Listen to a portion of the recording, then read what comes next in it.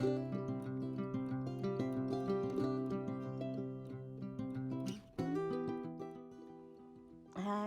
everyone, welcome back to another video. Let us jump right into it. I just put allspice, berries and cloves in my blender, which I do not recommend at home because it I don't know what it did to my blender. And then I'm just quickly going to pour that into a pot and try and rinse off the little bit that was left there. Put it on a stove and add cinnamon. I didn't take because this was an experiment, right?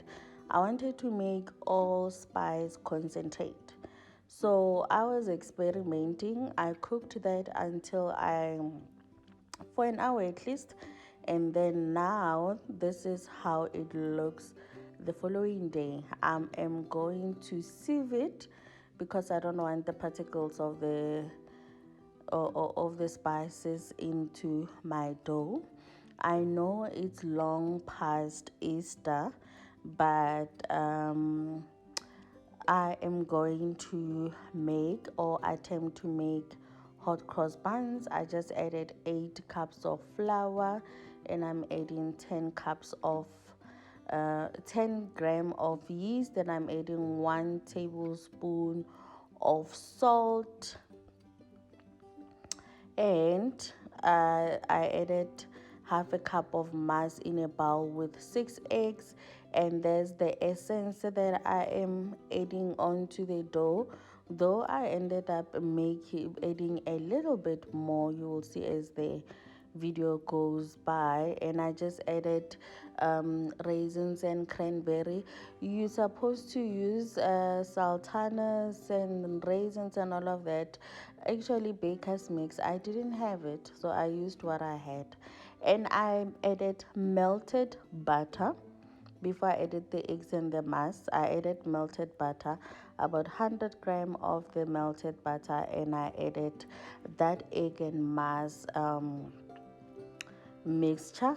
And then I'm going to add my water, lukewarm water, bit by bit. So if you have pen and paper, let me say this and you write it down. It's 8 cups of flour, bread flour, 10 gram of yeast, 1 tablespoon of salt, 1 cup of sugar, and I used about, was it 4 eggs? It wasn't 6 eggs, it's 4 eggs, and 1 cup of mass, and I added vanilla essence. And the concentrate, it is the allspice concentrate, is what I cooked yesterday. I made yesterday. I have seen someone using the one that they can buy, but bakeries will never tell you where they buy their things, and I tasted it, so I attempted to make it. So, and I added almost 3/4 cup of cranberries and raisins, and I added water bit by bit. That is my recipe, and I'm still using my lazy method. If you are being here for a while, you will know that lately I haven't been kneading my dough for 10 minutes until the gluten develops. I let it sit there for a couple of hours, and I turn it, I punch it down, and the gluten develops quite nicely, which saves me a lot of time, which saves me energy because I don't have a stand mixer. So while that is resting, I'm quickly just going to hang my laundry, as I was doing laundry as well. But funny enough, it's not bright and sunny, but I'm going to do it anyway because if you skip a day without washing laundry, it becomes something else, and I really don't have time for slacking. this month or this week, or you know what, I need to try and be up on like to keep on top, to keep up with my chores. I don't have time to not do things that I'm supposed to. And thank you for those who keeps coming back, and thank you for the new ones that just subscribed. Thank you to my returning subscribers. Thank you to my returning viewers, new viewers. I appreciate you guys. I appreciate the love. I appreciate everything that you do for me, and I hope that we will continue to grow this channel, and I will try and be as authentic as I can. So I am going to turn it for the second time, and the gluten is nicely developing. I love it when this happens because I love the fact that it saves me a lot of time. It saves me energy. Sometimes needing a dough for a lot of dough, if it's a small dough, it's fine, it's doable, it's manageable. But if it's anything more than 4 cups, it can be tiring because it's not really 10 minutes that you are needing. So I'm going to smear butter onto my casserole dishes. That's what I'm going to be using today. I do not have a cooking spray, so therefore I'm going to use the casserole dishes today. And you can roll your rolls anyhow you want. There's no right, there's no wrong, there's no perfect. And if you feel like you need a little bit of flour to help you do that, you can do so. So this is how I roll my dough. I first take a piece, and then I will turn it into a ball like you see me do. Try and reduce them. I just eyeball the sizes. There isn't really I don't scale my rolls or my balls. I know there are people who uses a scale. It's time consuming. I just eyeball everything, and this is how I roll them into them becoming rolls.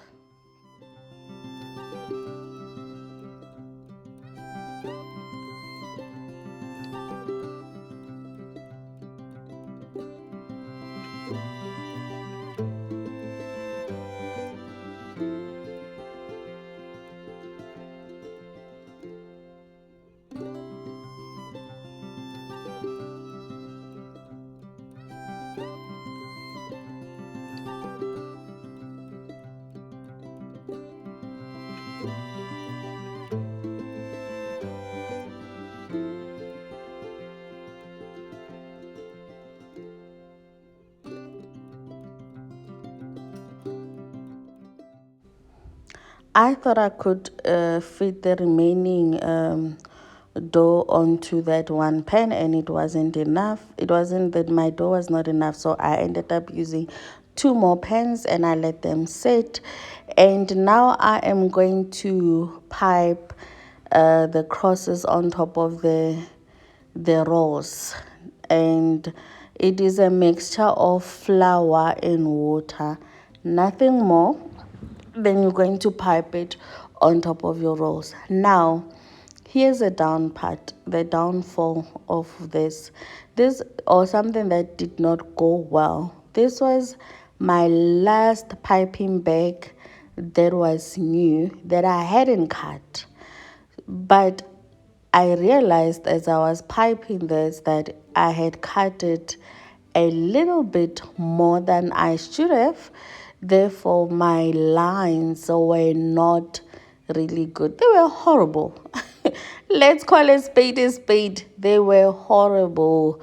But I decided that I was going to transfer that mixture into a baking sheet that I like, a makeshift piping bag using baking paper, and I love, love, love, love the size of the lines that I'm getting with it. So this was perfect. So simple is always the best. Nah, I think I should have gone with that in the first place. So I was piping my second pan or dish, and this one I was proud of it compared to the first one, because the first lines you used the piping back and it was a disaster. So this one I was happy with it. So you're going to, if you haven't made hot cross buns before, you're going to do the lines this way. This is how you do them. And you know what, this is my first time attempting to make it with my own allspice wara wara. Normally I'll just put nutmeg, cinnamon, and what. So while that is baking, I am going to make a sugar syrup. It's a syrup. Lemon is optional. This is what we're going to apply on top of the hot cross buns. You make it, it should be sweet enough to be some form of a bit sticky, but be able to brush it on top of the hot cross bun to give them that shininess. Some people use apricot jam the same way that you would use on your Chelsea bun, but I prefer to make them the right way. Yeah. We know already in this channel the story with my oven, right? So we're not gonna dwell on how dark or what, but the last pen was good, but this is how it came out. And you know what, I was happy. Who wants to guess how long these lasted in my house? Like, take a good guess. And I haven't made hot cross buns in years, guys. Years. I don't recall the last time I made them, but this year I just felt like I wanted to make them. I didn't want to buy them. Normally I would say, I'll just buy. But this time around, I felt like I want to make, for my family. Have more than six, because when you go to the store, it's either you buy one tray, which there's six inside, or you buy two, then it will be 12. Listen, when we get home, by the end of the day, they will be finished. So this time around, I decided that I was going to make them myself, and this is how they look. They tasted absolutely amazing, and it is to be repeated next year. I'll probably make them before Easter, not after Easter. Anyway, thank you for watching. Bye.